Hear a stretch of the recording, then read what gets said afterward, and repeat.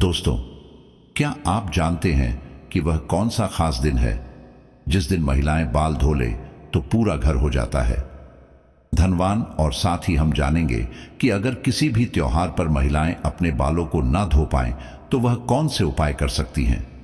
दोस्तों, माना जाता है कि घर परिवार की सफलता उसके घर के लक्ष्मी पर निर्भर करती है। घर की लक्ष्मी के स्वभाव और व्यवहार के कारण ही उसके घर में सुख, समृद्धि और वैभव आता है। इसीलिए दोस्तों, हमारे देवी देवता भी अपनी अर्धांगिनी को ही अपनी शक्ति मानते हैं, जैसे कि श्री हरि विष्णु के लिए माता लक्ष्मी हैं और इस प्रकार से शिव जी भी शक्ति के बिना अधूरे हैं। हमारे हिंदू धर्म में स्त्रियों को घर में लक्ष्मी का दर्जा दिया जाता है। इसीलिए दोस्तों, अगर घर की लक्ष्मी धर्म के अनुसार आचरण करे तो घर को मंदिर बना देती है। इसीलिए सुहागिन महिलाओं को कई सारे नियमों का और धर्म का पालन करना भी अनिवार्य होता है। अगर कोई स्त्री इन नियमों का पालन नहीं करती है तो हो सकता है कि उसका भुगतान उसके पति को या फिर उसकी संतान को करना पड़े।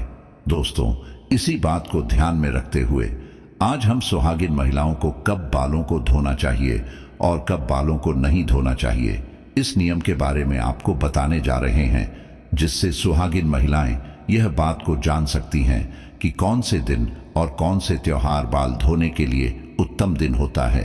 और हम यह भी आपको बताएंगे कि किस दिन बाल धोना अशुभ माना जाता है और किस दिन बाल धोना शुभ माना जाता है।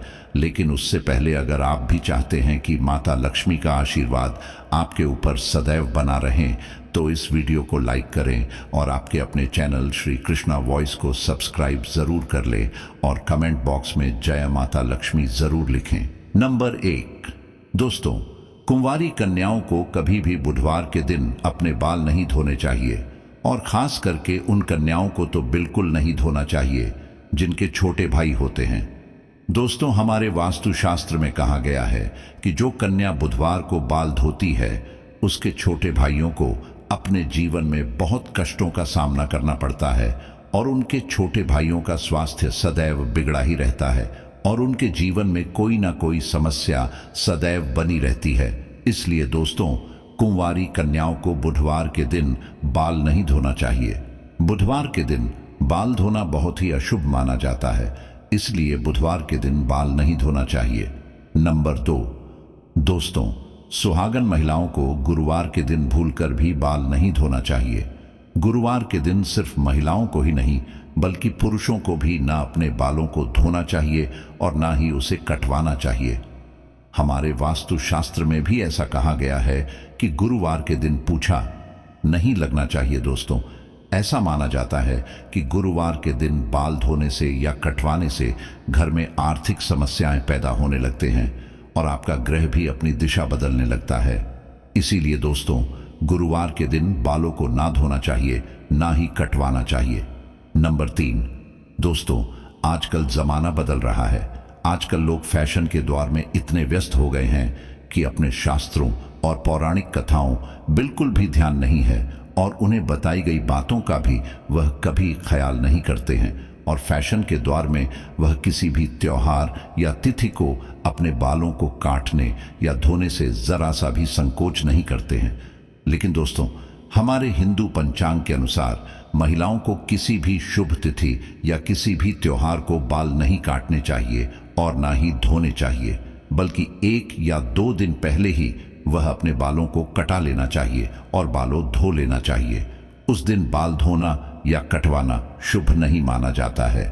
और दोस्तों, खासकर एकादशी के दिन और अमावस्या को और पूर्णिमा पर बालों को भूलकर भी नहीं धोना चाहिए। इसे बहुत अशुभ माना जाता है और इससे आपके ऊपर चंद्रमा का बुरा प्रभाव पड़ने लगता है। इससे आपको कहीं परेशानियों का सामना भी करना पड़ सकता है। नंबर 4, दोस्तों, इस बात का हमेशा ध्यान रखें कि अगर आप किसी भी दिन व्रत रखते हो तो उसे दिन भूलकर भी बाल ना धोए।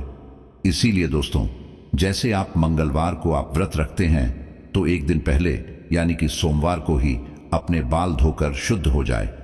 जिस दिन आप व्रत रखते हैं उसे दिन भूलकर भी बाल नहीं धोना चाहिए। ऐसा करना बहुत ही शुभ माना जाता है और अगर आप ऐसा करते हैं तो आपको आपके व्रत का पूर्ण फल प्राप्त नहीं होता है। नंबर 5, सबसे महत्वपूर्ण बात दोस्तों, अगर आप एक पुत्री की माता हैं और आपकी पुत्र प्राप्ति की कामना है तो उन महिलाओं को शुक्रवार के दिन बाल नहीं धोना चाहिए। जिन महिलाओं को पुत्र की कामना होती है उन महिलाओं को शुक्रवार के दिन बाल नहीं धोना चाहिए, क्योंकि इसे उन बहुत अशुभ माना जाता है। नंबर 6 दोस्तों, शनिवार का दिन शनि महाराज का दिन होता है। इस दिन ना तो सर में तेल लगाना चाहिए और ना ही बालों को धोना चाहिए। अगर आप शनिवार के दिन अपने बाल काटते हैं या अपने बालों में सरसों का तेल लगाते हैं तो आपके ऊपर शनि की कुदृष्टि बनी रह सकती है। अगर दोस्तों आपको किसी भी कारणवश शनिवार के दिन बाल धोना पड़ जाए तो आपको 9 बार ओम सम शनिचराय नमः का जाप करने के बाद ही बालों को धोना चाहिए। पर इस बात का ध्यान रखें दोस्तों की बहुत ज्यादा आवश्यकता होने पर ही आप शनिवार के दिन बाल धोए, अन्यथा शनिवार के दिन बालों को भूलकर भी ना धोए। नंबर 7 दोस्तों, स्त्री हो या पुरुष, शुक्रवार के दिन बालों को धोना और काटना बहुत ही शुभ माना जाता है। दोस्तों, शुक्रवार का दिन माता लक्ष्मी का दिन माना जाता है, इसलिए अगर महिला इस दिन अपने बालों को धोती है तो उन्हें माता लक्ष्मी की कृपा अवश्य प्राप्त होती है। इस दिन सुहागन स्त्री अपने मांग में सिंदूर भरकर किसी भी पूजा में शामिल हो सकती है, क्योंकि महिला की मांग का हिस्सा गंगा सिंदूर का माना जाता है, जो सुहागन स्त्री के स्वभाव को दर्शाता है। दोस्तों, पुरुषों को हमेशा नहाने और बालों को धोने के बाद ही पूजा आदि में शामिल होना चाहिए, लेकिन सुहागिन महिलाएं बिना बाल धोए ही सिर्फ सिंदूर लगाकर किसी भी पूजा या यज्ञ में शामिल हो सकती हैं। लेकिन दोस्तों, आपको सिंदूर से जुड़ी एक खास बात मालूम होना बहुत ही आवश्यक है, वरना इसे गलत तरीके से किया जाएगा तो इसका परिणाम उल्टा भी हो सकता है। आपको देखना यह है कि आपका पति आपसे प्रेम करता है या नहीं। अगर जो आपका पति आपसे काम प्रेम करता है तो आपको अपने पति के हाथों से ही सिंदूर लगवाना चाहिए। इससे दोनों के बीच प्रेम भाव बढ़ता है। पति के हाथों से सिंदूर लगाते समय अगर जो थोड़ा सा भी सिंदूर आपके नाक पर गिरता है तो आप यह बात समझ जाएं कि आपका पति आपसे बहुत ही प्रेम करता है।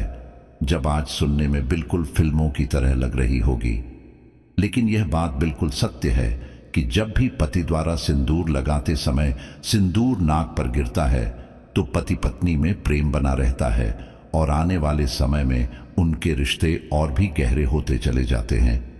और अगर आप अपने हाथों से सिंदूर लगाती हैं और आपके नाक पर हल्का सा सिंदूर गिरता है तो इसका मतलब यह होता है कि आपके पति की तरफ से कोई ना कोई खुशखबरी अवश्य मिलने वाली है।